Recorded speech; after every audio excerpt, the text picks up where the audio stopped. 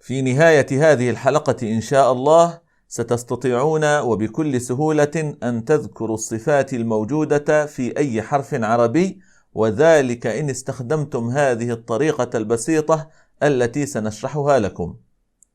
أيضا لدينا شيء مهم جدا نريد أن نخبركم به في نهاية هذه الحلقة، فابقوا معنا.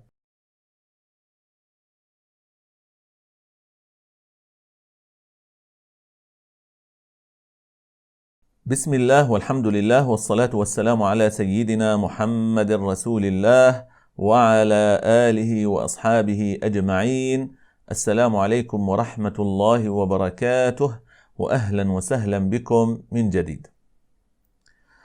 بحمد الله تبارك وتعالى انتهينا إخواني الكرام من شرح مخارج وصفات الحروف العربية بالتفصيل، والآن وصلنا بكم إلى نهاية باب صفات الحروف. لكن في البداية وقبل كل شيء ومن باب التذكير أنصحكم إخواني وبشدة أن تحفظوا أبيات المخارج وأبيات الصفات، ولا تنسوا أبدا أن تتعلموا الرسم. نقصد أن تتعلموا كيف ترسموا جهاز النطق، فهذه الأشياء إخواني مهمة جدا وتسهل عليكم هذين البابين بشكل كبير. فلو أردنا أن نقول بأن السر في ضبط هذين البابين، باب المخارج وباب الصفات، لو أردنا أن نبحث عن السر في هذا، فالسر إخواني يكمن في شيئين اثنين. الأول هو أن نحفظ الأبيات ونفهمها، والأمر الثاني هو أن نتعلم الرسم. بالنسبة لتعلم الرسم فقد أعددت لكم حلقة خاصة، هي الحلقة 17، وسيظهر رابطها في أعلى الشاشة. فإخواني الكرام لا تتساهلوا أبدا في هذا الأمر، حفظ الأبيات وتعلم الرسم. وبالمناسبة إخواني في هذا المقام عندي تنويه مهم جدا. ربما تسمعون البعض يقول لكم بأنكم يمكن أن تصبحوا مجودين، أو يمكن أن تتعلموا التجويد دون أن تحفظوا أي متن من المتون ودون أن تحفظوا أي بيت من الأبيات. وهذا الكلام للأسف غير دقيق. فدون أن تحفظوا المتون يمكن أن يكون لديكم ثقافة عامة في التجويد، يمكن أن يكون لديكم معلومات مبعثرة هنا وهناك في مباحث علم التجويد. أما إذا أردتم المنهجية الصحيحة والطريقة العلمية الصحيحة في تعلم علم التجويد فلا غنى لكم إخواني عن تعلم المتون، وخاصة هذا المتن المبارك، متن المنظومة الجزرية، والذي نشرحه في برنامجنا هذا. فكما يقال: من قرأ المتون حاز الفنون. من قرأ المتون حاز الفنون، أي حاز العلوم. فكيف ستتعلم علم التجويد يعني بالطريقة الصحيحة وأنت تتجاهل هذا المتن المبارك؟ فلذلك إخواني الكرام أحببت أن أنصحكم هذه النصيحة. فالأفضل أن نحفظ المنظومة كاملة، فلا غنى لطالب القرآن عن المنظومة الجزرية يعني دائما وأبدا في كل زمان ومكان. إن استطعتم أن تحفظوا المنظومة الجزرية فهذا أفضل، إن لم تستطيعوا فاحفظوا ما تيسر منها. فهذا أمر مهم جدا أحببت أن أنوه إليه، وأسأل الله سبحانه وتعالى أن يعلمنا ما ينفعنا وأن ينفعنا بما علمنا، إنه على كل شيء قدير. إذن أيها الكرام، عندنا في هذه الحلقة صفات الحروف موزعة على حروف الهجاء. فما هي الصفات التي يتصف بها كل حرف عربي؟ وهل يوجد طريقة سهلة نستطيع من خلالها أن نعرف الصفات التي يتصف بها كل حرف على حدة؟ نعم إخواني الكرام، يوجد لدينا طريقة سهلة، وهذا ما سنخبركم به في هذا اللقاء إن شاء الله. فنبدأ على بركة الله. أولا كما تعلمون إخواني الكرام وكما مر معنا، فعندنا صفات الحروف العربية تنقسم إلى قسمين: أولا صفات لها ضد، وثانيا صفات لا ضد لها. فالصفات المتضادة للحروف العربية إخواني الكرام تنقسم إلى ثنائيات، فكما مر معنا الهمس ضده الجهر، الشدة ضدها الرخاوة وبينهما البينية، الاستعلاء وضده الاستفال، الإطباق وضده الانفتاح، وأخيرا الإصمات وضده الإذلاق. فالمبدأ إخواني الكرام في هذه الصفات هو أن الحرف يجب أن يتصف على الأقل ب5 من هذه الصفات. فالحرف إما أن يكون مهموسا أو أن يكون مجهورا، إما أن يكون مستعليا أو أن يكون مستفلا، وهكذا. فلا يمكن أن نرى حرفا عربيا ليس مهموسا وليس مجهورا أبدا، ولا يمكن أيضا أن نرى حرفا عربيا مهموسا ومجهورا في الوقت نفسه. فالمطلوب منا إخواني أن نختار صفة واحدة من صفتين دائما. فهذا هو المبدأ هنا إخواني الكرام في الصفات المتضادة. فبالنسبة للصفات المتضادة إخواني الكرام عندنا كما ذكرنا الهمس وضده الجهر. فالهمس حروفه 10 فحثه شخص سكت، مرت معنا في الأبيات. والجهر هو حروفه يعني باقي الحروف. فحتى نعرف الحرف إن كان مهموسا أو مجهورا يكفي أن نحفظ هذه العبارة فحثه شخص سكت. فهذا الترميز مهم جدا إخواني الكرام. فنبحث إذا كان الحرف موجودا في هذه العبارة فهو مهموس، إن لم يكن موجودا هنا فهو مجهور. وعلى هذا المبدأ سنسير مع بقية الصفات. فنأخذ مثلا حرف العين، هل هو في حروف فحثه شخص سكت؟ ليس كذلك، إذن هو من باقي الحروف، أي أن هذا الحرف مجهول. وفي المقابل مثلا حرف الشين، هل هو من حروف فحثه شخص سكت؟ نعم هو كذلك، إذن هذا الحرف مهموس، وهكذا. أيضا عندنا الشدة وضدها الرخاوة وبينهما البينية. فالحروف الشديدة 8، أجد، قط، بكت.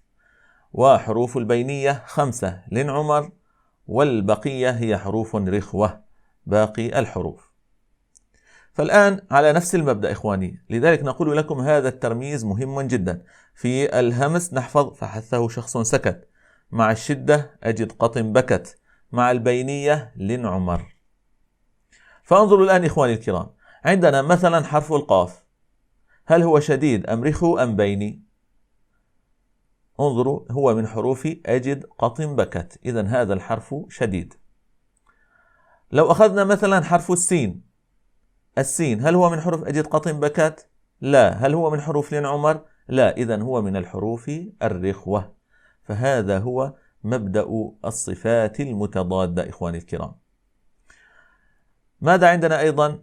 الاستعلاء وضده الاستفال. حروف الاستعلاء 7، خص، ضاط، قض.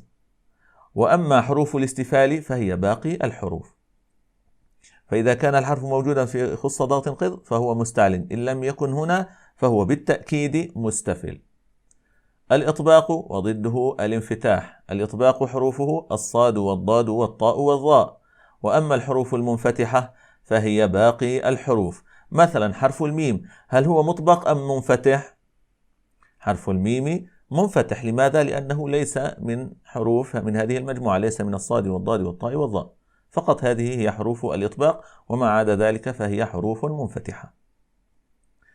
عندنا أيضا أخيرا يعني في الصفات المتضادة الإذلاق وضده الإصمات. حروف الإذلاق فر من لب 6 أحرف، وباقي الحروف هي حروف مصمتة. فهذا هو المبدأ الأساسي في الصفات المتضادة للحروف العربية. والآن إخواني الكرام مع القسم الثاني من صفات الحروف، وهو الصفات التي لا ضد لها.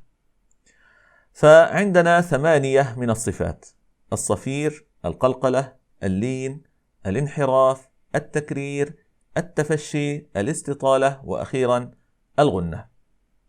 فالمبدأ هنا إخواني الكرام هو أن هذه الصفات منفردة لا ضد لها، يعني تختص بحروف معينة.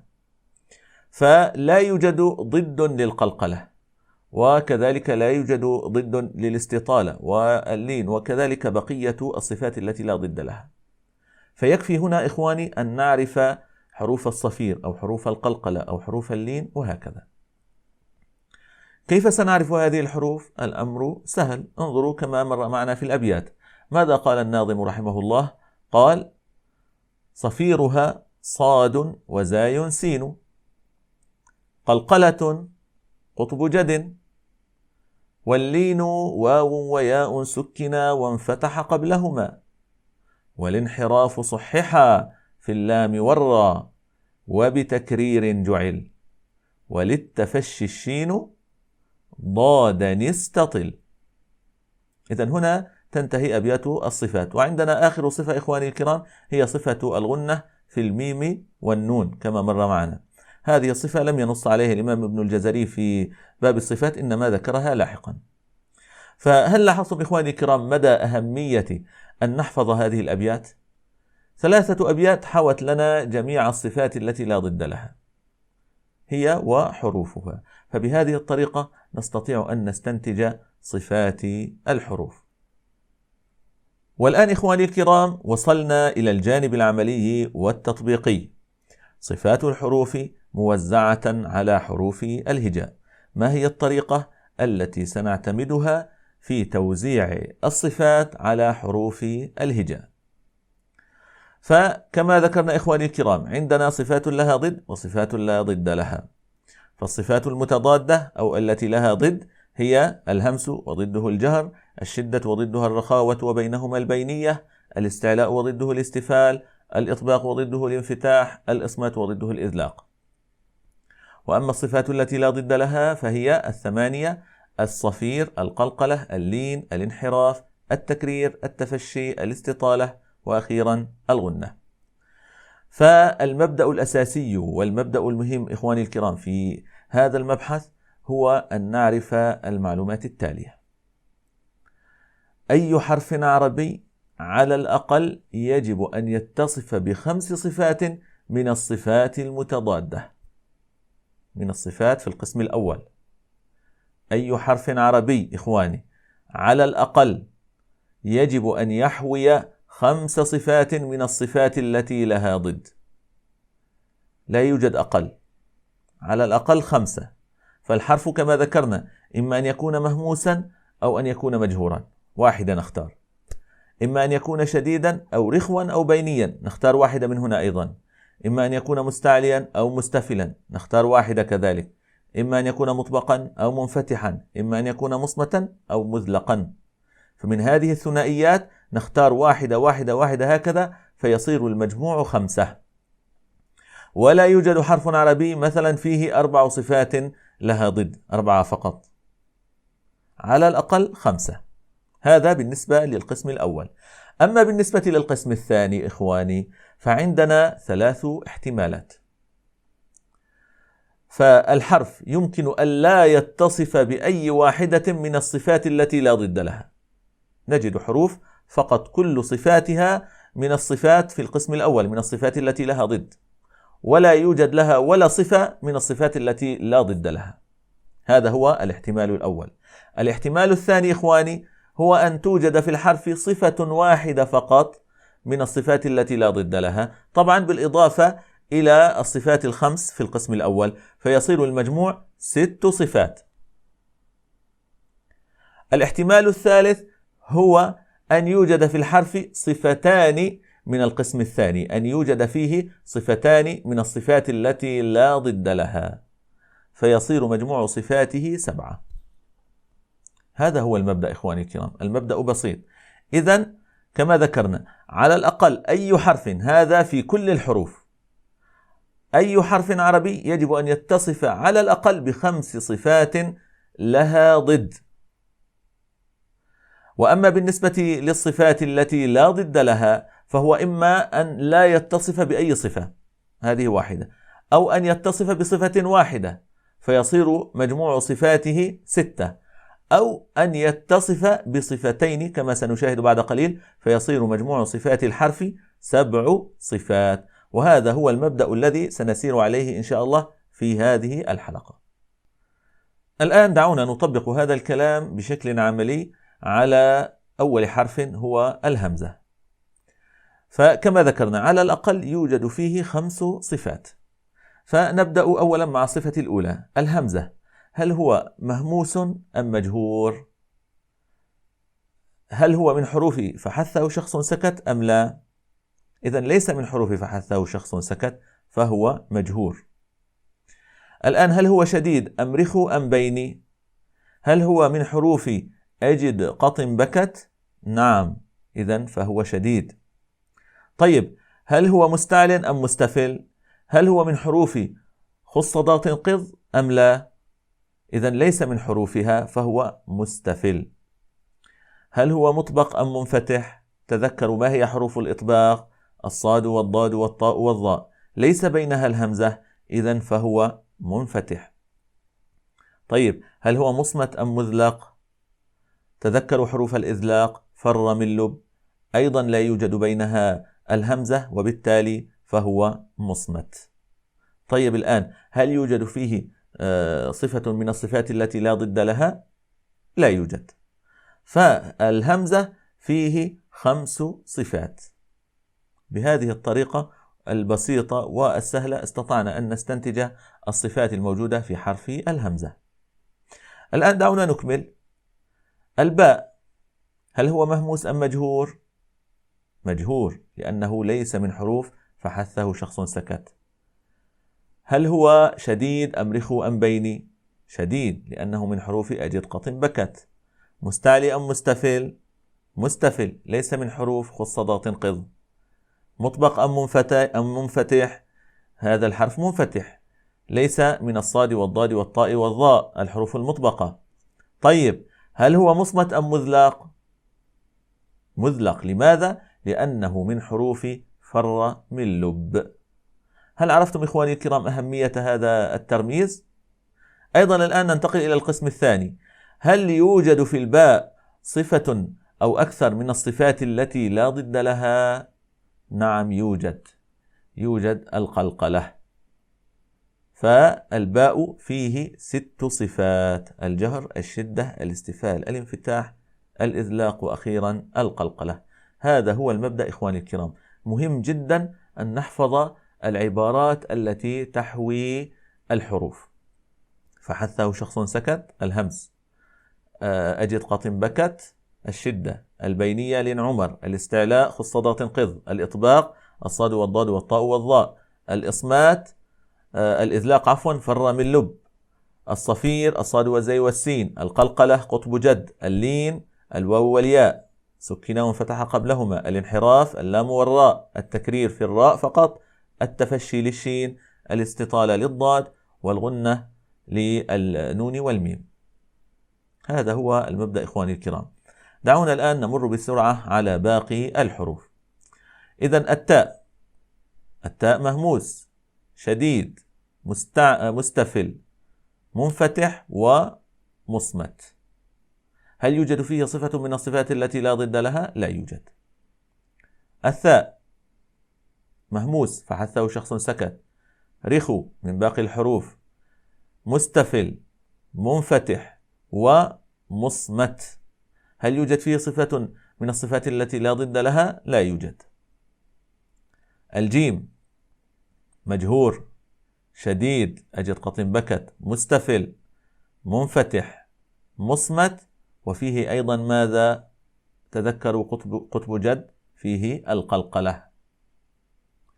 الحاء الهمس فحثه شخص سكت، الرخاوة، الاستفال، الانفتاح، الإصمات، ولا يوجد لديه صفات لا ضد لها. الخاء الهمس، الرخاوة، الاستفال، الانفتاح، والإصمات. أيضا الدال انظروا، مجهور ليس من حروف فحثه شخص سكت لكنه شديد من حروف أجد قط بكت، ومستفل ليس من حروف خص ضاد قض، ومنفتح ليس من الصاد والضاد والطاء والظاء، ومصمت ليس من حروف فر من لب، وأيضا مقلقل فهو من حروف قطب جد. هل لاحظتم إخواني الكرام كيف أن الأمر سهل؟ بهذا المبدأ. الذال مجهور، رخو، مستفل، منفتح، ومصمت، ولا يوجد فيه صفات لا ضد لها. الراء، انظروا الآن وأريدكم أن تركزوا جيدا في حرف الراء. هل هو مهموس أم مجهور؟ مجهور، ليس من حروف فحثه شخص سكت. هل هو شديد أم رخو أم بيني؟ هو بيني. لماذا؟ لأنه من حروف لنعمر. هل هو مستعلي أم مستفل؟ هو مستفل. لماذا؟ ليس من حروف خصدات قض. هل هو منفتح أم مطباق؟ هو منفتح. هل هو مصمت أم مذلق؟ هو من حروف فر من لب، وبالتالي فهو حرف مذلق. وأخيرا الآن انظروا، هل فيه صفة أو أكثر من الصفات التي لا ضد لها؟ فيه أولا الانحراف، والانحراف صحح في اللام والراء. وماذا أيضا؟ وبتكرير جعل. فحرف الراء إخواني الكرام فيه 7 صفات، 5 من الصفات التي لها ضد، وصفتان من الصفات التي لا ضد لها. فأكثر حرف عربي يحمل صفات هو حرف الراء. فهكذا إخواني الكرام. بعد الراء ماذا يوجد؟ الزاي مجهور، رخو، مستفل، منفتح، مصمت، وفيه أيضا الصفير. السين مهموس فحثه شخص سكت، رخو، مستفل، منفتح، مصمت، وماذا أيضا؟ فيه الصفير. وماذا عندنا أيضا؟ الشين مهموس فحثه شخص سكت، رخو، مستفل، منفتح، مصمت، وماذا يوجد في الشين أيضا؟ يوجد لدينا التفشي، وللتفشي الشين. بعدها الصاد، الصاد مهموس ورخو، وماذا أيضا؟ مستعلي، في من حروف خصدات قض، ومطبق، ومصمت، وماذا أيضا فيه؟ فيه الصفير. فيه 6 صفات. الضاد، الضاد مجهور، والضاد ماذا إخواني الكرام؟ رخو، ليس من حروف أجد قاط بكت، وليس من حروف لين عمر، فبالتالي هو حرف رخو. وهو مستعل من حروف خصدات قض، ومطبق من الصاد والضاد والطاء والظاء، كما قال الناظم: وصاد ضاد طاء ضاء مطبقة. وهذا الحرف مصمت أيضا. وماذا فيه أيضا؟ فيه صفة مهمة جدا، هي صفة الاستطالة، من الصفات التي لا ضد لها. ماذا أيضا عندنا؟ الطاء مجهور، شديد، أجد قط بكت، مستعل، مطبق، ومصمت. وماذا فيه أيضا؟ فيه القلقلة. فيه أيضا 6 صفات. كل صفات القوة إخواني الكرام اجتمعت في هذا الحرف، فهو أقوى حرف عربي. الضاء، الضاء لاحظوا إخواني الكرام مجهور. هل هو شديد أم رخو أم بيني؟ رخو، مستعلي، مطبق، ومصمت. وهل يوجد فيها صفات لا ضد لها؟ لا يوجد في الضاء. العين مجهور، شديد أم رخو أم بيني؟ هو بيني، لأنه من حروف لين عمر، مستفل ومنفتح ومصمت. هو مصمت لأنه ليس من حروف فر من لب. الغين، هذا الحرف مجهور ورخو، مستعلي، من حروف خصدات قض، ومنفتح، ومصمت، وليس له صفات لا ضد لها. الفاء مهموس فحثه شخص سكت، رخو، مستفل، منفتح، ومذلق، لأنه من حروف فر من لب، وأيضا لا يوجد له صفات لا ضد لها. القاف مجهور، شديد، أجد قط بكت، مستعلي، خصدات قض، لكنه منفتح، وأيضا مصمت. وماذا يوجد من الصفات التي لا ضد لها في القاف؟ يوجد عندنا القلقلة، قلقلة قطب جد. الكاف مهموس فحثه شخص سكت، شديد، مستفل، منفتح، ومصمت، وليس فيه صفات لا ضد لها. اللام، ركزوا جيدا في اللام، اللام مجهور وبيني من حروف لن عمر ومستفل ومنفتح ومذلق أيضا، فهو من حروف فر من لب. وماذا يوجد أيضا في اللام؟ يوجد لدينا الانحراف، والانحراف صحح في اللام والراء. بعد اللام عندنا الميم، الميم مجهور وبيني أيضا من حروف لن عمر ومستفل ومنفتح ومذلق أيضا من حروف فر من لب. وماذا يوجد أيضا في الميم إخواني الكرام؟ عندنا صفة هي صفة الغنة. هذا الحرف فيه 6 صفات. النون مجهور بيني مستفل منفتح مذلق وفيه أيضا الغنة، فالغنة توجد فقط في النون والميم.